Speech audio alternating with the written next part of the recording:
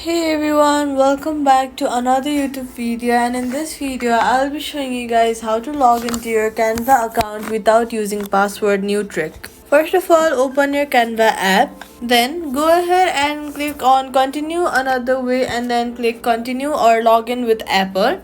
Then click sign in and then it will require your face ID, or you could also choose continue with Google and then select your account and confirm login. Always use your own Google or Apple account to prevent from unauthorized access.